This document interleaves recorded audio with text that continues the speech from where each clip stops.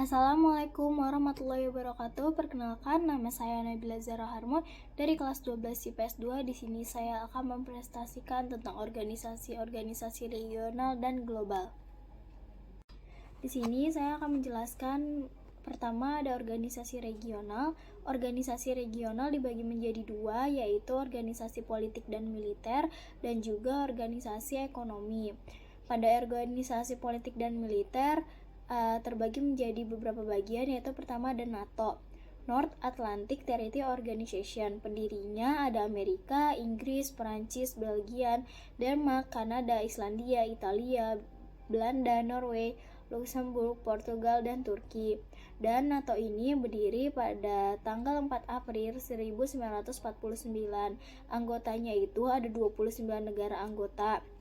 Latar belakangnya itu kenapa didirikan organisasi ini, kekhawatiran akan ancaman yang mungkin datang dari blok timur dan saling memberi bantuan militer apabila di antara mereka diserang negara lain.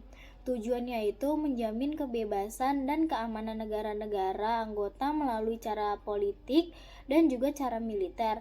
Cara politiknya itu yaitu mempromosikan nilai-nilai demokrasi, sedangkan cara militernya itu menyelesaikan konflik secara damai. Yang kedua ada South Asian Treaty Organization atau SEATO. Didirikan pada 8 September 1954. Pendirinya ada Amerika, Perancis, Inggris, Selandia Baru, Australia, Filipina, Thailand, dan Pakistan. Di sini anggotanya juga sama, ada Amerika, Perancis, Inggris, Selandia Baru, Australia, Filipina, Thailand, sama Pakistan. Latar belakangnya itu bergabungnya Uni Soviet dengan Tiongkok yang mengakibatkan posisi Perancis semakin sempit dan juga muncul kekhawatiran komunis akan berkuasa dan menyebar di Asia Tenggara. Karena itu Amerika berinisiatif untuk memberi bantuan ke Perancis dengan membentuk SEATO. Tujuannya itu membendung arus komunis di wilayah Asia Tenggara. Di sini Uni Soviet dan Tiongkok itu bergabung dengan orang-orang Ho Chi Minh dan juga pusatnya itu di Thailand. Dan juga bubar 30 Juni 1977 yang dimana menimbulkan ancaman. Yang ketiga ada Pakta Warsawa. Pakta Warsawa ini didirikan oleh Uni Soviet pada tanggal 14 Mei 1955. Anggotanya ada Uni Soviet, Polandia, Albania, Bulgaria, Cekoslowakia, Hungaria, Jerman Timur, dan Rumania. Latar belakang kenapa didirikan organisasi ini yang utama yaitu keinginan Uni Soviet untuk mempertahankan kendali atas kekuatan-kekuatan militer di Eropa Tengah dan Eropa Timur. Selain itu juga reaksi atas bergabungnya Jerman Barat ke NATO pada tahun 1955. Tujuannya itu untuk mengkoordinasikan diri terhadap potensi ancaman dari aliansi militer blok Barat, dan juga dibubarkan pada tanggal 1 Juli 1991. Selanjutnya ada Central Treaty Organization atau CENTO. Pendirinya Amerika Serikat dan didirikan pada tanggal 24 Februari 1955. Anggotanya ada Iran, Irak, Pakistan, Turki, Inggris, dan latar belakang terbentuknya organisasi ini yaitu merupakan bagian dari strategi pembendungan komunisme Uni Soviet oleh Amerika Serikat. Tujuannya itu menjaga keamanan Timur Tengah dari ancaman komunis dan juga invasi Uni Soviet.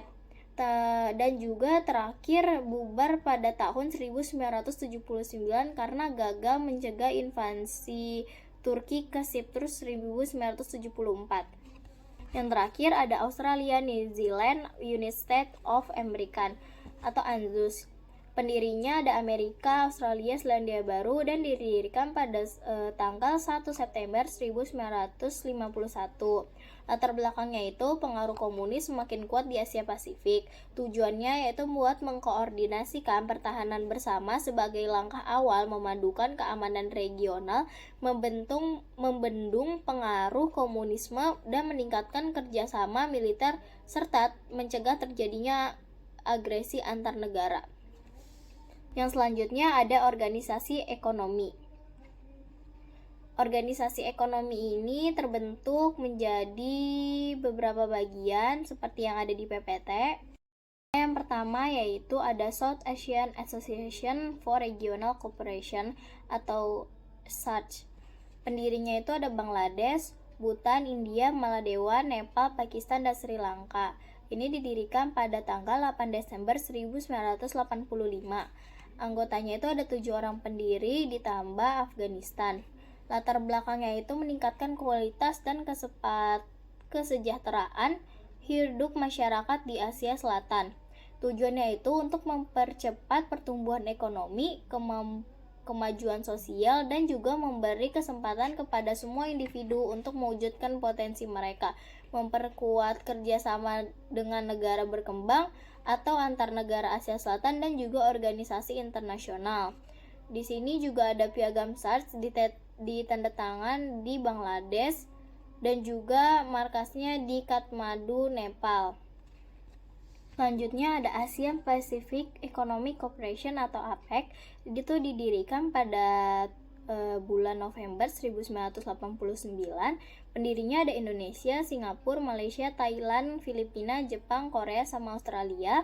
Di sini anggotanya ada 22 anggota dan latar belakang berdirinya organisasi ini mendorong pertumbuhan ekonomi, mendorong dan memfasilitasi perdagangan dan investasi yang lebih besar dan terbuka, mempererat hubungan, mendukung pertumbuhan ekonomi. Tujuannya itu mengukuhkan pertumbuhan ekonomi dan mempererat komunitas negara Asia Pasifik. Selanjutnya ada Masyarakat Ekonomi Eropa atau MEE. Itu pendirinya Prancis dan Jerman Barat, didirikan pada tanggal 25 Maret 1957 di Luxembourg. Anggotanya terdiri dari Belgia, Prancis, Italia, Luxembourg, Belanda, Jerman Barat, Inggris, Irlandia, Denmark, Yunani, Spanyol, sama Portugal. Latar belakangnya yaitu mewujudkan integrasi Eropa dengan menjalin kerjasama ekonomi, memajukan perdagangan antar negara anggota, menghapus rintangan yang menghambat perdagangan. Tujuannya itu mewujudkan integrasi ekonomi, terutama pasar besar di anggota pendirinya. Di sini latar belakangnya itu juga pembentukan yaitu tidak terlepas dari kondisi perekonomian Eropa, namun dibutuhkan kerjasama dengan negara-negara Eropa lain yang dimana diharapkan dapat mencegah kembalinya perang. ASEAN Free Trade Area atau AFTA. Pendirinya itu ada Indonesia, Malaysia, Filipina, Singapura, Thailand, dan Brunei Darussalam. Anggotanya terdiri dari 10 negara. Latar belakang dibentuknya ini karena untuk membentuk suatu kawasan perdagangan bebas. Tujuannya itu untuk meningkatkan daya saing ekonomi dengan menjadikan ASEAN sebagai pusat produksi dunia serta menciptakan pasar. Di sini berdirinya pada tahun 1992 di Singapura. Selanjutnya ada North American Free Trade Agreement atau NAFTA. Pendirinya ada Amerika, Kanada, Meksiko dan didirikan pada 1 Januari 1994.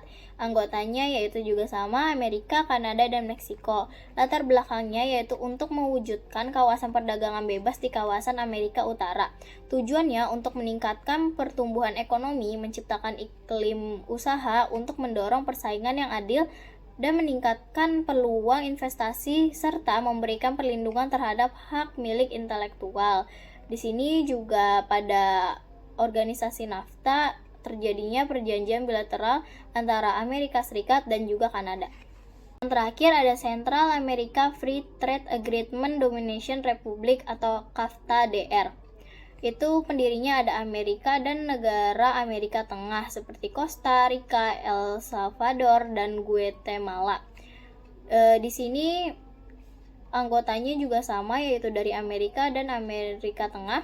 Latar belakang terbentuknya CAFTA-DR ini yaitu keinginan menciptakan zona perdagangan bebas di Amerika Tengah. Tujuannya yaitu mewujudkan perdagangan bebas di antara sesama negara anggotanya. Selanjutnya ada Organisasi Ekonomi Global. Organisasi global ini dibagi menjadi 3. Ada Organization of the Petroleum Exporting Countries atau OPEC.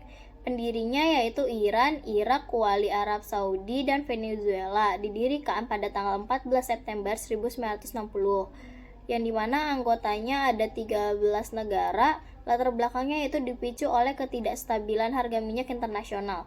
Tujuannya itu untuk menegosiasikan masalah-masalah mengenai produk, harga, dan hak konsesi minyak bumi dengan perusahaan-perusahaan minyak.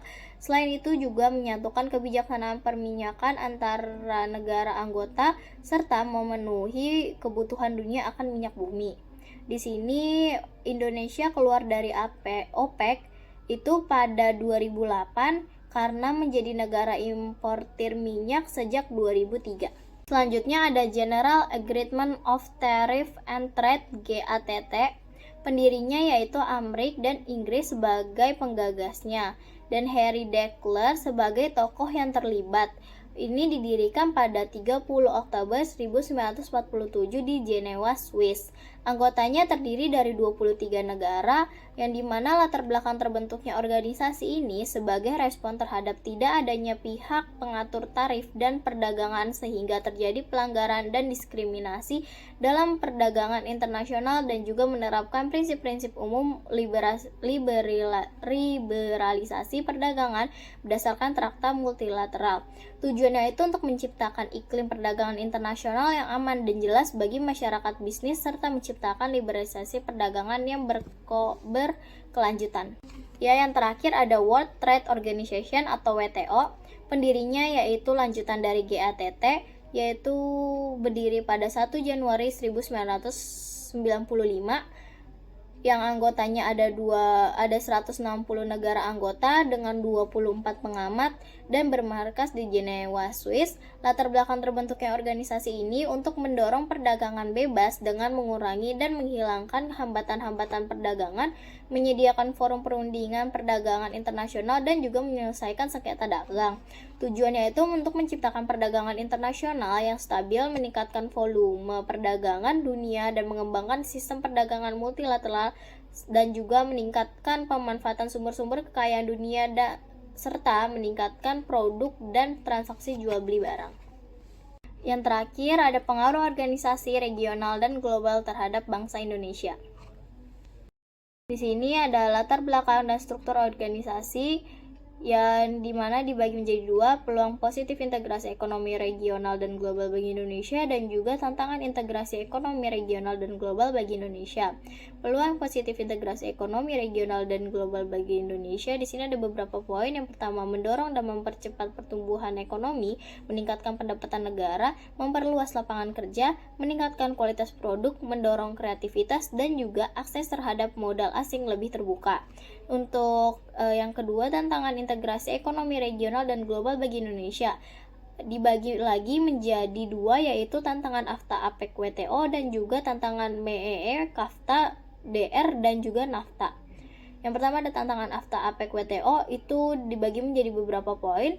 Yang pertama ada kesiapan sumber daya manusia atau SDM, siapnya produk dan ancaman bagi usaha kecil menengah atau UMKM, siapnya infrastruktur ekonomi dan politik, ancaman dari sektor keuangan, eksploitasi sumber. Sekian dari saya, terima kasih. Wassalamualaikum warahmatullahi wabarakatuh.